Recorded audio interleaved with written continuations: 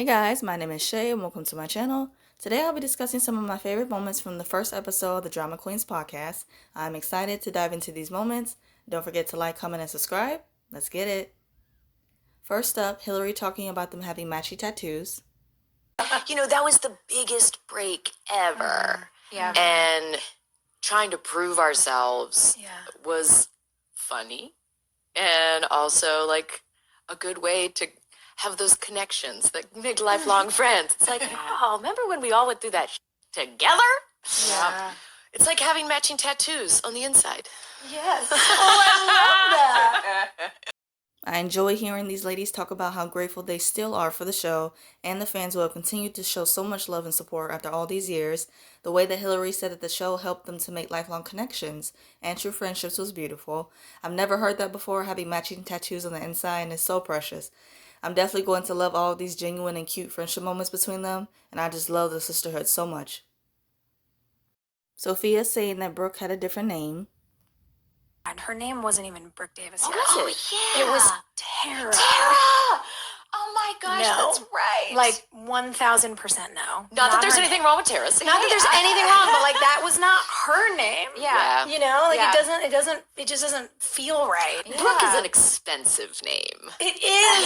And you know what's so funny is I remember when we were getting everything settled and one of our writers was like, well, what name do you like? And they suggested a couple. And my best friend from college is a girl named Brooke. No way. Just like I can't even imagine any other actress but Sophia playing Brooke, is the same exact way I can't even imagine this character having a different name. And she said her name was Tara. Like, that's an alright name, but like Sophia said, Tara Davis, that doesn't even sound right. Nor does it feel right. It really doesn't. Shout out to Sophia's best friend in college who was named Brooke. We thank you for having your name because it literally birthed one of the most iconic female characters in television. I said what I said. Joy talking about resonating with Haley. And I think I resonated with the sense that Haley felt kind of introverted and awkward and didn't really know how to connect with people. Because even though I'm an extrovert introvert because of my business, I've learned how to walk into a room and manage having a conversation, connecting with lots of people and being charismatic. But inside I'm crawling into a hole and like can't wait to be alone. Yeah. I love how Joy said that she resonated with the sense of Haley being awkward and didn't really know how to connect with people. The way that she describes being able to be charismatic and connect with people because of her profession, but also feeling on the inside that she can't wait to be alone is totally me. That is such a mood, and I'm glad I'm not the only one. I can definitely relate to being more so of an introvert. I've always had this shy demeanor about myself ever since I was young, but I am able to make connections and, have conversations with people and put myself out there in a way that's comfortable for me. So I really enjoyed hearing her perspective on that. Hillary describes her attitude in an audition. And I went in there and I did it and it was like kind of bitchy. And he was like, here's what we need. We need you to be more vulnerable and like tell your dad that you need him. And I remember like the look on my face. Because your dad's a Green Beret, right? And I looked at him and I said, have you ever been a teenage girl before? Like there's no way. No way I would make him think that I needed him. And they were like, well, it's good to meet you. Oh my God. Someone else is going to get this part. And so when I got cast, I barely auditioned for One Tree Hill because I think they used all the old footage from that audition. They're like, we need a bitch. Like, there's this Burton girl, and she's awful. And she's got so many opinions. It was funny hearing Hillary describe her experience for that audition. I can only imagine Hillary's expression when that casting director told her to be more vulnerable. I just know her expression was priceless. I agree with her because a lot of teenagers, and even though I'm in my mid-20s now, I can still speak from personal experience, are very moody. I think it just depends on the person because I'm pretty sure some teenagers are very open and honest about their feelings, while others just want to shut them out and be left alone. It just depends on the person. But Peyton's character was totally bitchy, and I think that's what we loved about her character so much, and we just thank and appreciate Hillary for bringing her to life. Hillary and Sophia talking about mediocre scripts. I don't hate a teen drama. I love it. I think it makes so you funny. great. People love them. People love them. and you said something that I thought was so smart. Girl, all day. I know exactly what you're going to say. No, you This is tell my them because it's your mantra, and I love it. Listen, all these folks out there winning awards with good scripts, I'm not impressed. Because if you can take a script and make it relatable and watchable and like make somebody cry, you're a winner. I agree. I'm with Sophia. I definitely don't hate a teen drama. I actually live for them.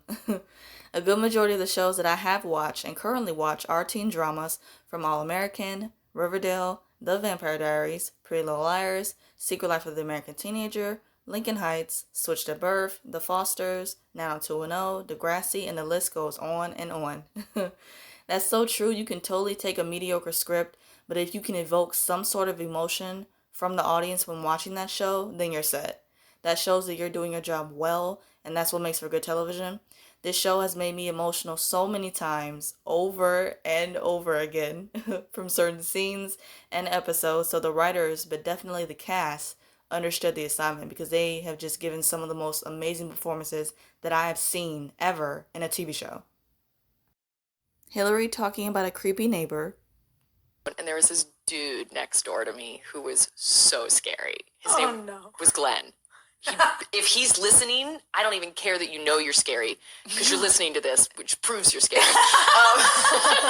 So anyway, Glenn was so weird and like would lean out on his balcony to peek in my balcony. And, Oh, God. And then I found these holes in the wall and I was like, you did not. but I didn't know if it was just a shitty building or like Glenn was Like Anthony Perkins' like psycho scary. holes in the wall. So I was so scary. So This story was absolutely hilarious, and Hillary calling out Glenn for being scary just made it even more funnier. Him standing out on his balcony, leaning, trying to peep into her balcony is mad creepy, and it actually gives me obsessed vibes, and it reminds me so much of Psycho Derek, the guy who was pretending to be Peyton's half-brother. I just remember how he was just doing the most, always watching her on her webcam, filming from her bedroom, so it was just crazy. Hillary, Joy, and Sophia talk about their plans for next week. next week, what are we doing next Next week we are rewatching the pilot. So before you watch our show, I mean, if you want to participate, go watch the pilot and then come listen. We're gonna have a nice chat about all the fun things we remember, and who else knows what else is gonna come up. A little bit of talk. Just a little. Just a little. We deserve it. Champagne talk. Hey, everybody. We deserve it. I love how they playfully teased about their chat for next week's podcast for the pilot episode. They mentioned who knows what's going to come up in their conversation about the episode. I'm going to be so here for the ish talking moments throughout the rewatches. A lot of the time if people don't talk ish like that, it's much needed. And like Sophia said, definitely well deserved, so I'm really excited for that, amongst so many other reasons. I hope you guys enjoyed this video. I smiled and laughed so much throughout listening to this first episode. I had a lot of fun listening to it, and I know that rewatching the show, along with listening to the podcast every week, is going to be such a fun time, and I can't wait. The real fans of One Tree Hill probably already know about this podcast, but for those who don't know about it or are new fans of the show, I highly recommend listening to it. I am so excited to binge this series, even though I've seen every season and every episode. Once the ladies finish with season 1, I'll do another one of these videos talking some more about my favorite moments. I hope you guys have a great day, stay safe, and see you guys next week.